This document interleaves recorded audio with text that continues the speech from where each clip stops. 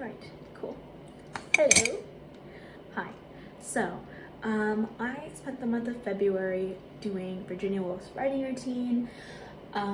Every day, whether she was ill or well, Virginia Woolf sat down after tea and she wrote journal entries or she wrote letters to her friends. And I'm a Virginia Woolf stan.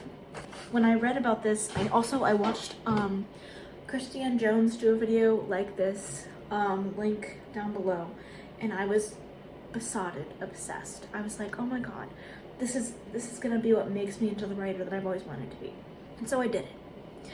I wrote every day for the month of February. I did it at night.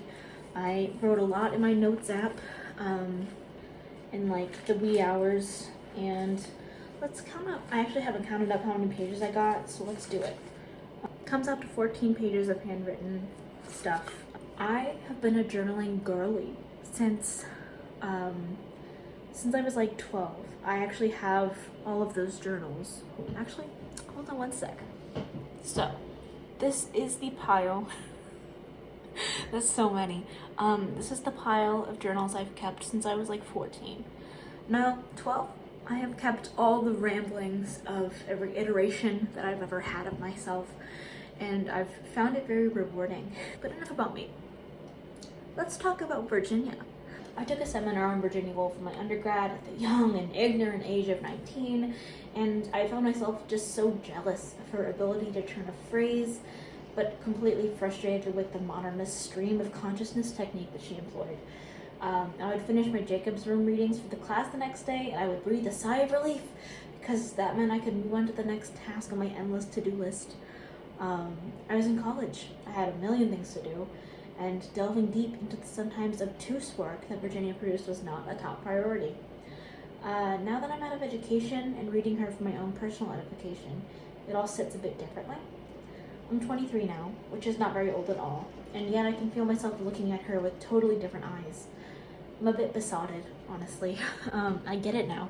We are all of us curious young women sitting in the shadows of the great women who came before us, wondering if they felt what they would mean to us, the generations of women to come. Virginia Woolf, this heroine to the little mad girls, has rendered a service that she will never know about, and it devastates me that I can't reach across the years and tell her about it.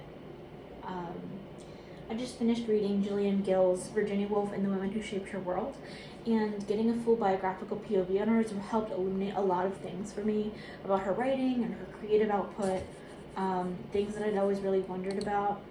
The amount of production that she did during her lifetime is so incredible to me, and it's something that I personally aspire to as a writer and as a artist, so I've always wondered, how she does it. Jill does an excellent job of explaining why we grasped so tightly to Woolf's work when she said, Woolf had an original mind, lived at an important point in history, read everything she could put her hands on, and labored every day, well or ill, mad or sane, to write novels, meet her book review deadlines, scrawl a pile of letters, work up bits of dialogue and thumbnail sketches, and recover in her diary the things her mind was busy with. A writer by profession, she published a great deal of what she wrote and kept even more. I've been putting a real and true earnest effort into writing again. I started a blog, I'm outlining my next book. I've been thinking about writing under pseudonyms to separate my work by genre. I've been thinking a lot about writing. And journaling has come to play a big part of that. As Woolf wrote in an entry from April 20th, 1919, I got out this diary and read, as one always does read one's own writing, with a kind of guilty intensity.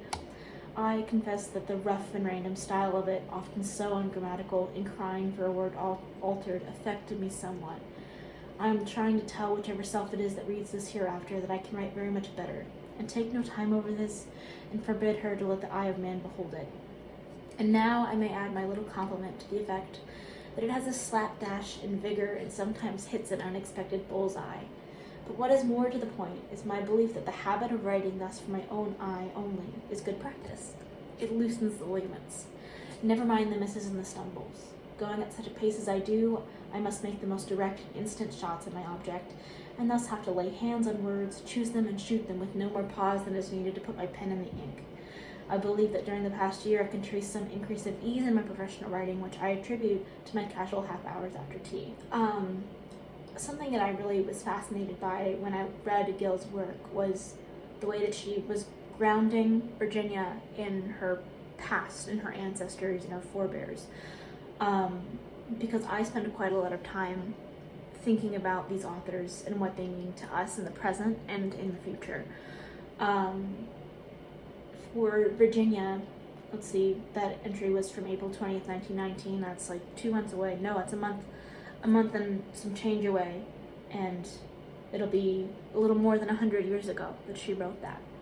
And I think about the way the world that she lived in and the battles that she faced and the people that she was around and what she accomplished because of and in spite of things.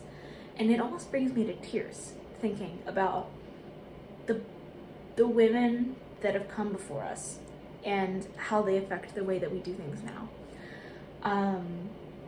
I have always been enchanted by women in history and what they did and who they were and like the little intricacies of how they took their tea.